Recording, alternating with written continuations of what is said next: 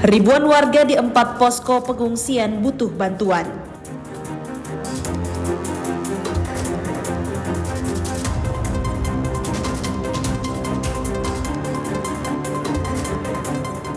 Pengungsi banjir keluhkan gangguan kulit dan demam.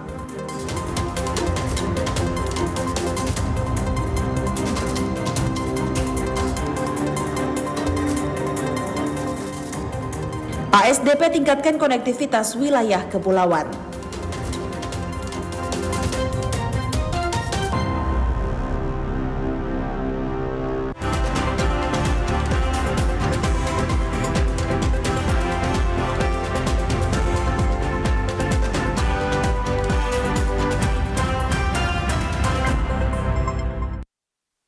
Selamat malam pemirsa, program Maluku Utara hari ini kembali hadir ke hadapan Anda, edisi Kamis 25 Juli 2024. Kali ini bersama saya Megumi Nayuan. Selama 30 menit ke depan kami akan hadirkan beragam informasi penting dan menarik yang telah dirangkum tim redaksi kami. Dan berikut informasi selengkapnya dalam Maluku Utara hari ini.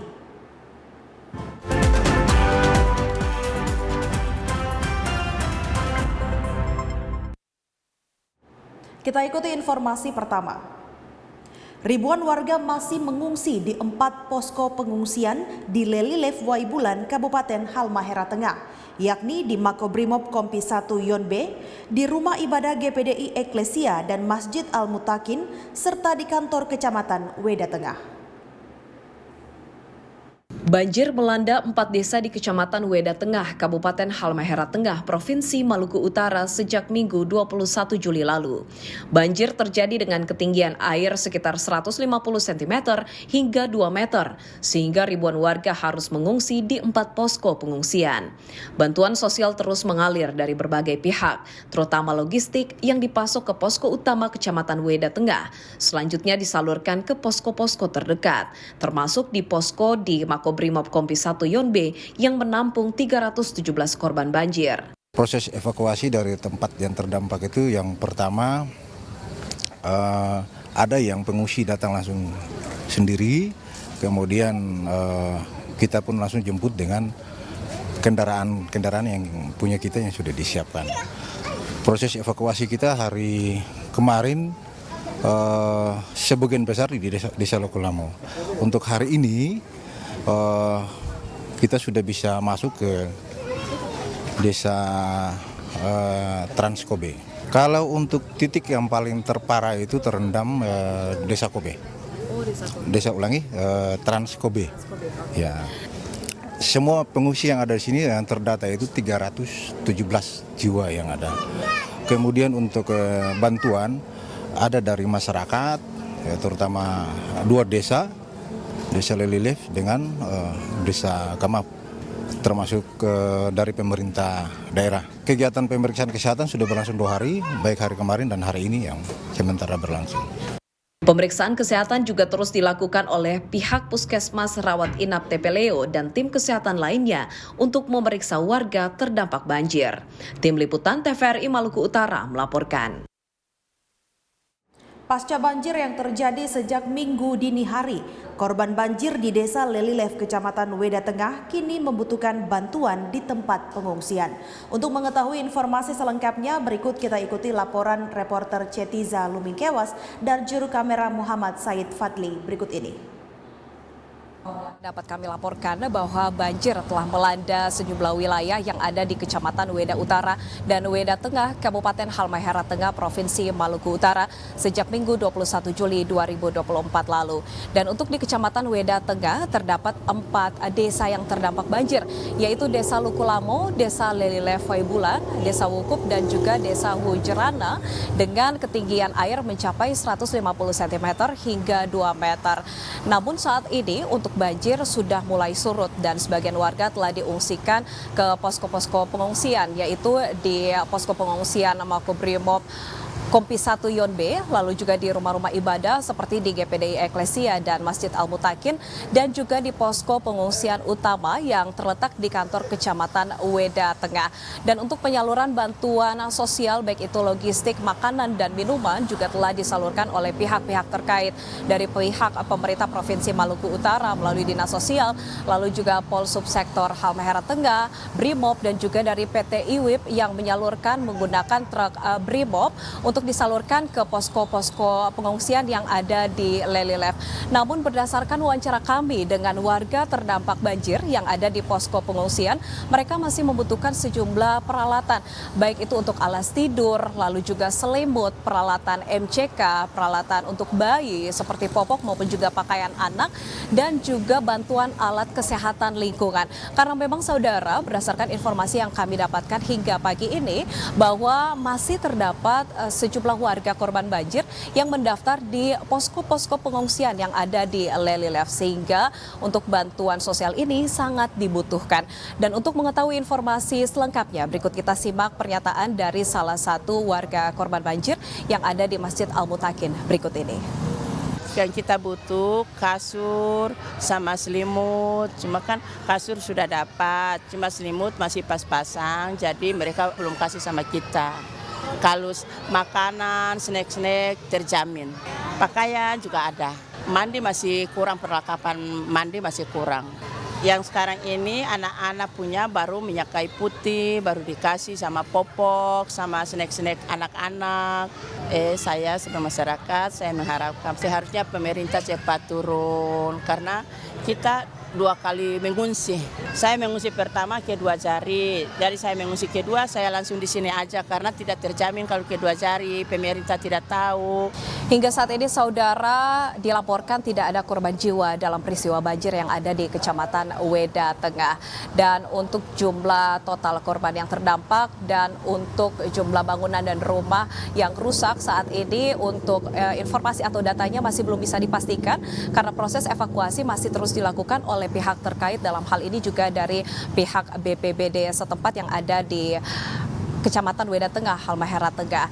Dan bagi Anda yang ingin menyalurkan bantuan sosial saudara, Anda juga dapat menghubungi di posko pengungsian yang ada di Kecamatan Weda Utara maupun Kecamatan Weda Tengah. Demikian laporan yang dapat kami sampaikan, kembali ke studio. Sementara itu, pemirsa, 300 pengungsi di posko Makobrimob Kompi 1 Yonbe melakukan pemeriksaan kesehatan. Dari hasil pemeriksaan, sebagian besar warga mengalami gangguan kesehatan kulit, demam, maupun ispa. Sebagian warga telah dievakuasi ke 4 posko pengungsian di sekitar Lelilef Wibulan, salah satunya di posko Makobrimob Kompi 1 Yonbe. Terdapat sekitar 300 pengungsi dan 50%-nya telah melakukan pemeriksaan kesehatan yang dilakukan oleh tim Puskesmas Rawat Inap TP Leo.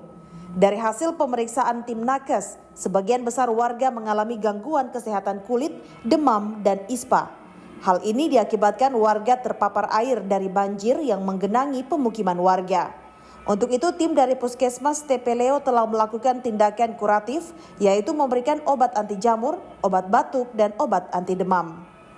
Untuk kegiatan yang saat ini ya, yang barusan tadi dilakukan, alhamdulillah responnya bagus ya, karena di sini itu banyak, ada sekitar 300 sekian lah pengungsi, dan hampir 50%-nya tadi datang berobat, dan itu kayaknya mereka responnya bagus karena sangat membantu mereka gitu di sini. Tadi itu ada pemeriksaan tekanan darah, terus pengobatan juga tadi ada pembagian biskuit ibu hamil, juga untuk pemeriksaan anak gitu.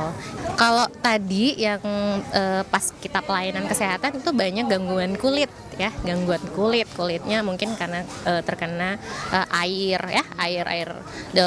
banjir tadi. Jadinya banyak yang dikeluhkan itu adalah gangguan kulit, juga demam gitu. Badannya juga ada banyak yang sakit-sakit gitulah. Tapi yang paling banyak sih tadi itu gangguan kulit. Anak-anak ya kurang lebih batuk, pilek ya gitu, demam gitu. Jadi yang lumayan tadi datang datang dan tadi dengan keluhan yang sama, hampir sama semua itu adalah keluhan saluran pernapasan dan keluhan kulit. Itu untuk gejala kulit kita pemberian obat untuk anti jamur ya.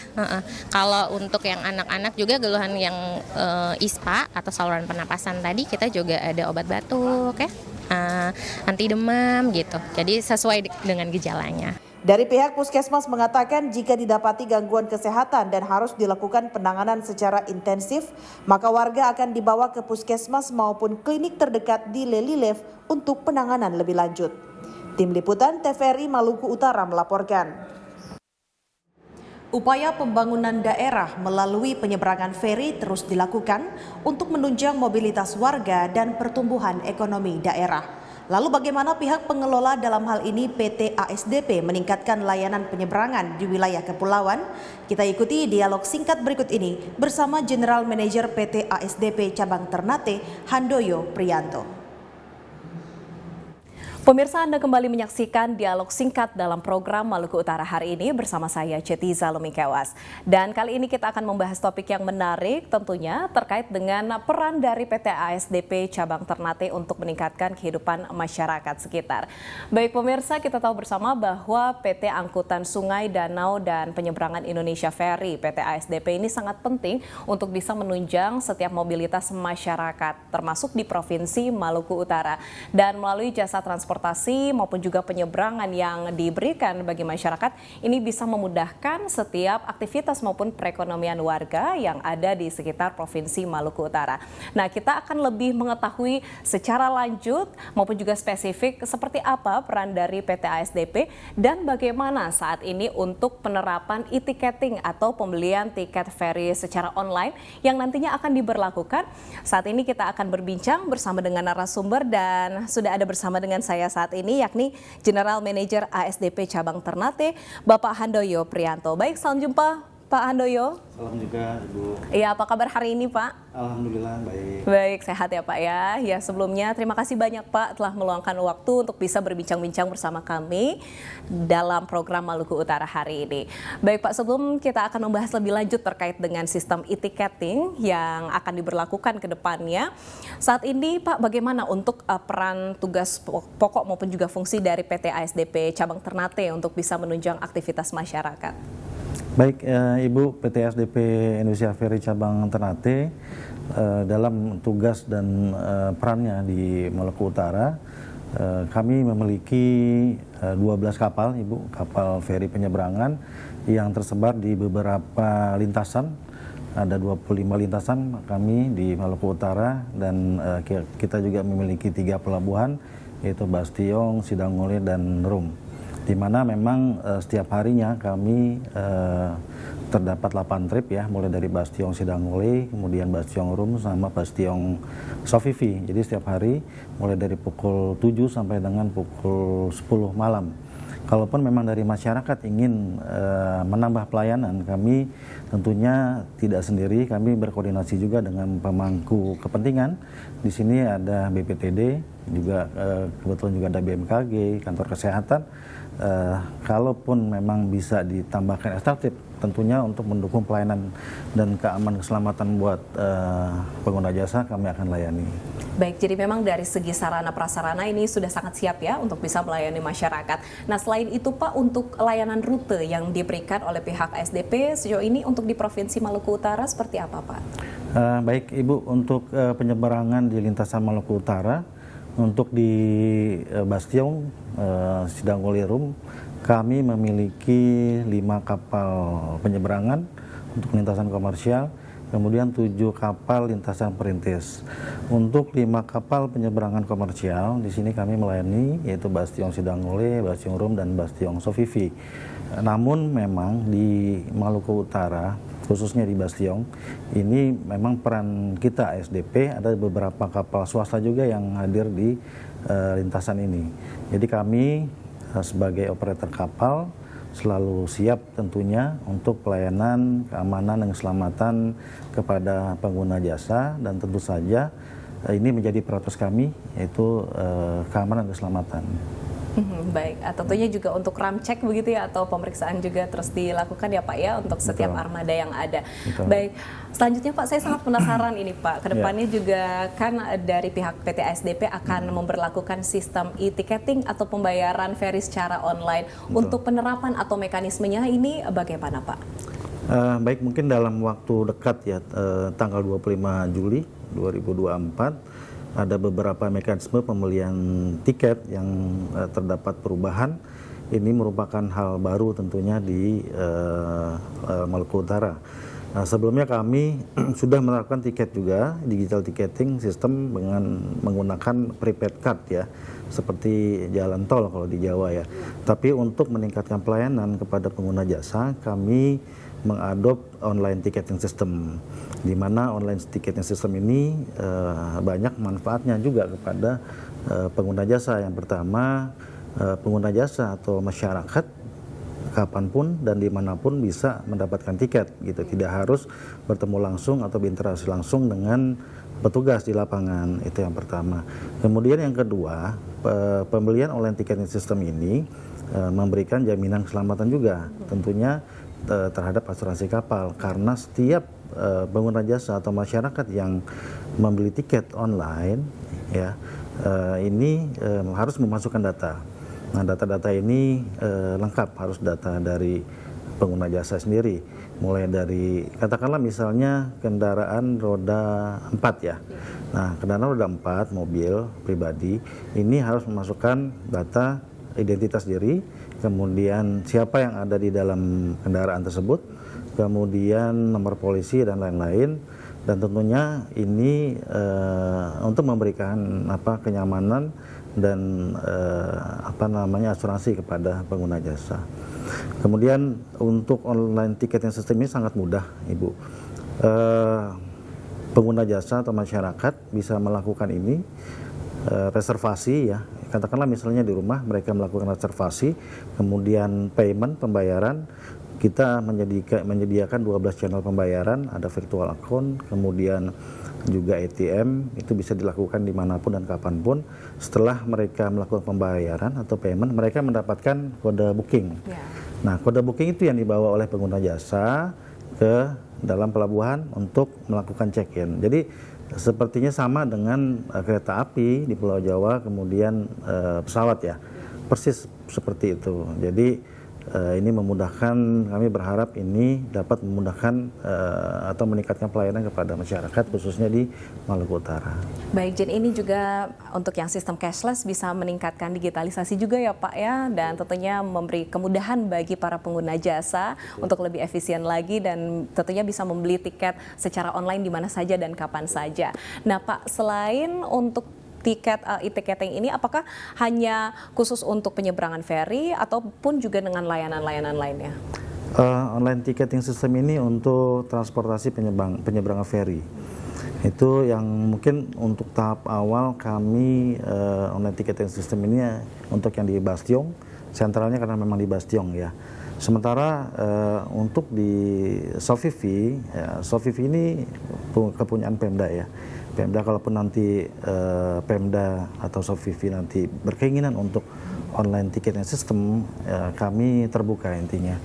Jadi 3 pelabuhan di sini yang kita lakukan online ticketing system di sini adalah Bastiong, Sidangolni dan Rum. Karena yang kita punya adalah 3 pelabuhan ini. Sementara untuk Sofifi, Bastiong Sofifi kita lakukan online ticketing system, tapi lintasan kembalinya Sofifi kita masih menggunakan prepaid card ya, atau cashless ya, digital system cash. Nah, ini kami juga terbuka juga kepada Pemda. Kalaupun nanti Pemda juga berkeinginan untuk melakukan online ticketing system, kami pada intinya terbuka gitu Bu. Baik, jadi membangun sinergitas juga ya dengan pemangku kepentingan terkait dalam hal ini pemerintah. Baik, dan tentunya tidak perlu untuk bisa antri lagi begitu ya di loket, namun lebih mudah untuk saat ini dengan adanya sistem e-ticketing ini. Baik Pak, selain itu juga saat ini kan BMKG memprediksi adanya cuaca ekstrim dalam beberapa pekan depan. Nah, antisipasi maupun juga koordinasi dengan pihak terkait sejauh ini dari pihak ASDP seperti apa Pak? Ya, kami selalu melakukan koordinasi dan komunikasi dengan pihak terkait atau pemangku kepentingan. Di sini kami lakukan koordinasi juga dengan BPTD sebagai otoritas pengawasan dan pemeriksaan dan pemberian izin untuk pemberangkatan kapal. Kemudian yang kedua, kami juga lakukan koordinasi dan selalu updating terkait dengan kondisi cuaca gitu ya. Tapi memang benar beberapa hari ini ya terdapat cuaca yang cukup ekstrim. Nah, kami tentunya dalam pelayanan transportasi penyeberangan yang pertama adalah first safety ya. Nah, jadi keselamatan hal yang utama bagi kami. Kalaupun terjadi cuaca yang kurang baik, kami akan lakukan stop dulu penyeberangan, kemudian lakukan koordinasi dan komunikasi. Setelah cuaca membaik, kami baru memberikan pelayanan kepada masyarakat. Baik, terakhir Pak, apakah ada imbauan maupun juga harapan bagi para pengguna jasa layanan transportasi saat ini, khususnya di wilayah Maluku Utara dan tentunya bagi pihak pemangku kepentingan terkait atau stakeholder yang ada di Provinsi Maluku Utara? Silakan Pak. Baik Ibu, terima kasih. Terkait dengan himbauan ya kepada masyarakat, tentunya beberapa hari ini memang terdapat cuaca yang kurang baik ya Bu ya. Jadi dari masyarakat pun bisa melihat kondisi gitu ya. Kalau memang cuaca kurang baik, pertama adalah menunda dulu bepergian gitu ya. Tapi kalau sudah cuaca sudah membaik, silahkan gitu ya datang ke pelabuhan, kami akan layani untuk penyeberangan feri. Dan kedua, untuk cuaca ekstrim, kami selalu lakukan koordinasi dan komunikasi kepada instansi terkait dan pemangku kepentingan agar dalam pelayanan keselamatan lah hal yang utama bagi kami.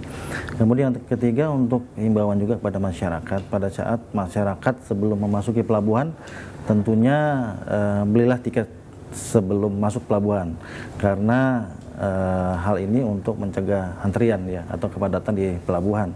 Jadi cukup mudah Bu, dengan online ticketing masyarakat bisa dimanapun, kapanpun dapat membeli tiket.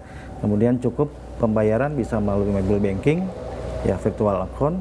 Setelah mendapat kode booking pada saat pembayaran, bawa ke pelabuhan untuk melakukan check-in. Jadi belilah tiket sebelum masuk pelabuhan intinya, baik itu pejalan kaki maupun masyarakat yang berkendara.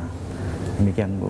Baik, terima kasih banyak tentunya Bapak Handoyo Priyanto selaku GM ASDP Cabang Ternate yang telah memberikan informasi maupun juga edukasi bagi pemirsa TVRI Maluku Utara. Dan tentunya semoga untuk kegiatan launching nanti ya Pak ya, untuk sistem pembayaran online khususnya untuk penyeberangan feri di wilayah Maluku Utara bisa lancar, dan tentunya juga untuk peranan dari ASDP ini terus dioptimalkan ke depannya khususnya di wilayah Ternate Maluku Utara. Amin. Sekali lagi terima kasih banyak Pak, semoga sehat dan sukses selalu dan selamat bertugas kembali. Terima kasih. Baik, ya pemirsa, demikianlah akhir jumpa kita maupun juga bincang kita dalam dialog singkat program Maluku Utara hari ini. Dan nantikan tentunya dialog-dialog kami yang menarik dengan judul yang relevan di tengah masyarakat.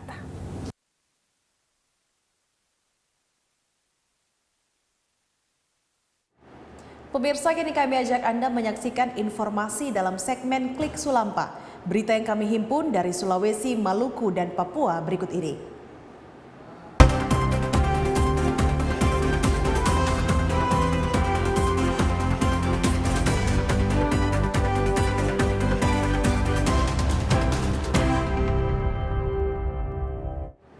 Badan Narkotika Nasional Provinsi Maluku berhasil menggagalkan penyelundupan 865 gram ganja kering asal Papua Nugini yang akan diedarkan di wilayah Maluku. Narkotika jenis ganja tersebut diselundupkan lewat jalur laut.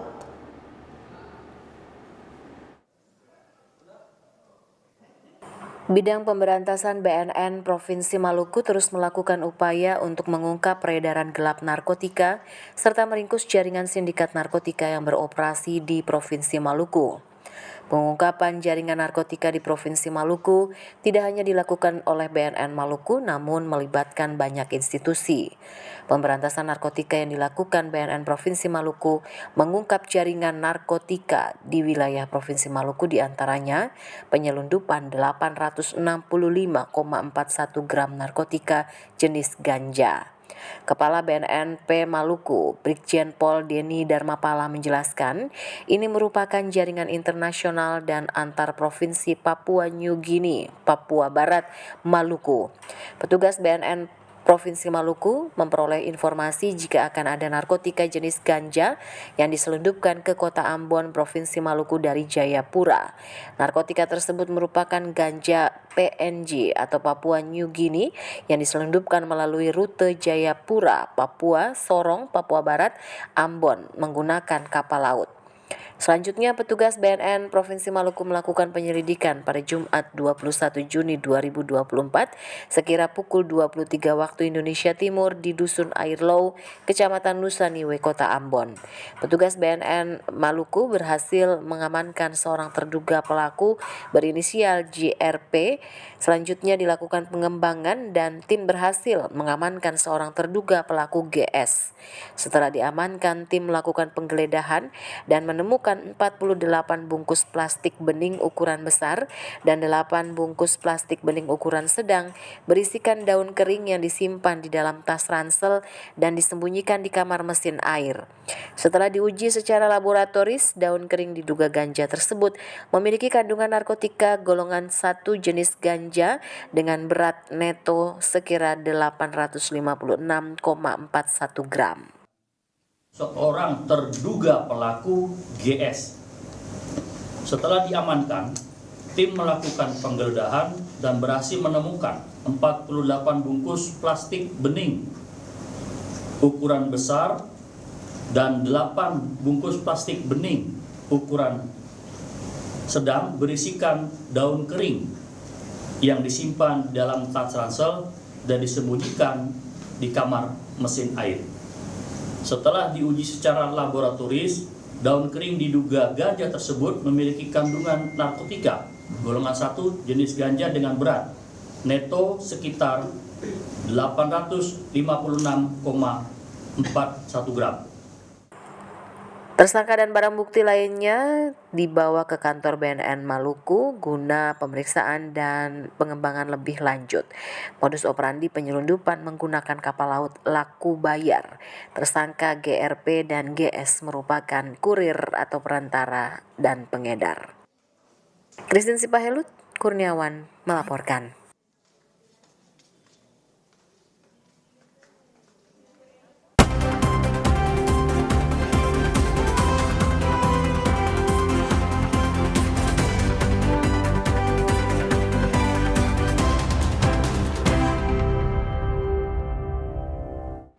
Pemirsa, berikut kita simak informasi perakiraan cuaca Maluku Utara untuk edisi besok 26 Juli 2024 berdasarkan data Badan Meteorologi, Klimatologi, dan Geofisika Maluku Utara.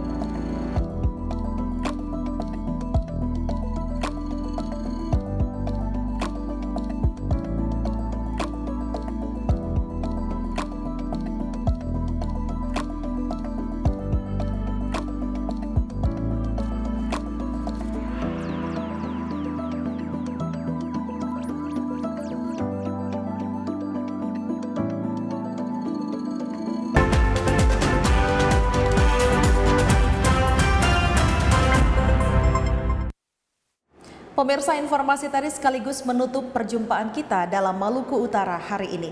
Akhirnya saya Megumi Nayawan bersama kerabat kerja yang bertugas pamit dari hadapan Anda. Terima kasih atas kebersamaannya dan sesaat lagi kami ajak Anda untuk menyaksikan program acara Jejak Islam dengan judul Menelusuri Peradaban Islam Negeri Tuhurehu. Selamat menyaksikan dan sampai jumpa.